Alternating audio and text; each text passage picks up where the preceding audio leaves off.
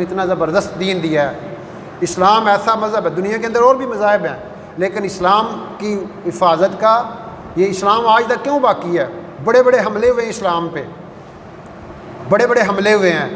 وہ صلیبی جنگیں ہوئی، پوری یورپ کی 14 حکومتیں اکٹھی ہوئی اسلام کو ختم کر دیا جائے۔ پھر یہ تاتاری آئے، تاتاریوں نے تحقیق کر دی مسلمان لاکھوں کے حساب سے۔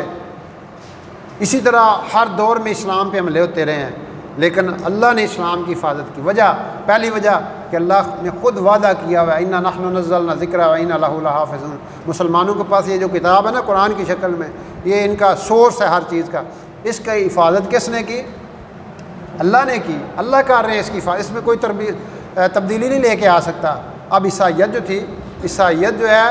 حضرت عیسیٰ علیہ السلام کے جانے کے 50 سال کے اندر ہی ان کے ایک آیا سینٹ پال، اس نے پورے کے پورے اس کے اندر ہی تبدیلیاں لے کے آ گیا۔ وہ جو اس کی تعلیمات تھی نا عیسائیت کی، سینٹ پال 50 سال بعد ہی وہ جو بالکل سادہ دین تھا، توحیدی دین تھا، اس کے اندر پتہ نہیں کیا کیا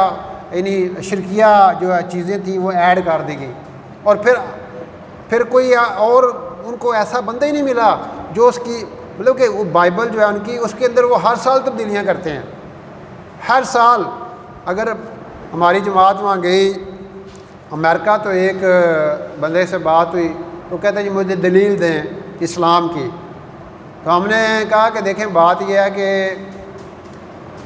ہماری کتاب ہے قرآن، آپ کی ہے بائبل، آپ 52 اسٹیٹس ہیں امریکہ کی، آپ 52 انجیل ان کی جو وہ کتاب ہے وہ لے آئیں مختلف اسٹیٹوں سے، وہ سیم نہیں ہوگی، ڈفرینس ایک کی اور ہے، ایک کی اور ہے، ایک کی اور ہے، ہر ایک میں ڈفرینسز ہیں، سیم نہیں ہے۔ ہمارا قرآن دنیا کے کسی ملک سے اٹھا لیں آپ، اس کے اندر کوئی زیر زبر کا فرق بھی، اس بات پہ وہ مسلمان ہو گیا۔ تو اللہ نے ہمیں قرآن دیا، پھر اللہ نے ہمیں اپنے حبیب علیہ الصلوۃ والسلام کی تعلیمات دی، آپ کی مبارک اور پاکیزہ زندگی عطا فرمائی۔ اتنی زبردست تعلیمات ہیں جنہوں نے ہر دور میں مقابلہ کیا ہے، ہر دور کے مسائل کا حل، ہر دور کی جو مشکلات کا حل آپ علیہ السلام کی تعلیمات میں ہے۔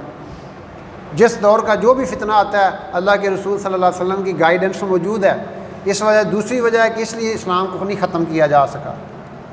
کہ حضور صلی اللہ علیہ وسلم جیسی مبارک اور پاکیزہ ہستی ہمارے اندر موجود ہیں، ان کی تعلیمات موجود ہیں، اور وہ تعلیمات قیامت تک رہیں گی، اور ان تعلیمات کا کوئی اور توڑ نہیں ہے۔ اور تیسرا، اس امت پہ بہت بڑا فضل رہا ہے، یہ امت بڑی مردم خیز ثابت ہوئی ہے۔ ہر دور میں ایسی شخصیات آئی ہیں جنہوں نے اسلام کو اپنی اصلی شکل میں قائم رکھا ہے۔ ہاں وہ یعنی وہ جب حکومتوں کے نظام کے اندر گڑبڑ ہوئی، عمر بن عبدالعزیز رحمۃ اللہ علیہ کو اللہ تعالیٰ نے بھیجا، پھر امام غزالی جیسی لوگ، ابن تیمیہ جیسے لوگ، اور شیخ عبد القادر جیلانی رحمۃ اللہ علیہ جیسے لوگ، اور پھر امام غزالی جب فلسفے کا وہ کوئی توڑ نہیں آ رہا تھا، اللہ نے امام غزالی رحمۃ اللہ علیہ کو کھڑا کیا، انہوں نے اس کا توڑ کر دیا۔ اور وہ جو یونانی فلسفے نے اسلام کے جو فنڈامنٹلس ہیں نا، توحید، رسالت، آخرت، اس کے اندر ایک شک والا ذہن بنا دیا تھا، اللہ تعالیٰ نے ان کے ذریعے سے اس کو ختم کیا۔ یہاں برصغیر میں آپ دیکھیں دین اکبری آیا، دین کی پوری شکل کو ہی بدل دیا گیا، سارے مذاہب کو اکٹھا کر کے ایک دین بنا دیا گیا، دین اکبری، جس میں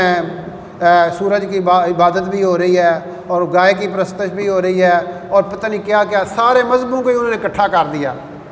اور کیا بن گیا؟ دین اکبری۔ تو اللہ نے حضرت مجدد الافسانی رحمۃ اللہ علیہ کو کھڑا کیا، اور انہوں نے دین کو اصلی شکل میں قائم رکھنے کے لیے سر توڑ کوشش کی۔ تو یہ جو شخصیات اس دین کو ملی ہے نا، ایسی شخصیات دنیا میں کسی مذہب کے پاس نہیں ہیں کہ جنہوں نے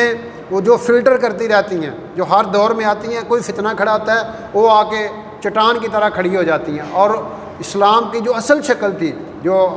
انہی کے 1400 سال پہلے جو اسلام آیا تھا، اللہ کے رسول لے کے آئے، وہ اس کی اصلی شکل میں جو ہے نا وہ لوگوں کے سامنے پیش کرتے رہتے ہیں۔ اس لیے اللہ نے ہمارے اوپر جو فضل کیا ہے، ہمیں اسلام دیا، ہمیں اس کی حقانیت پہ ہمارا یقین ہونا چاہیے۔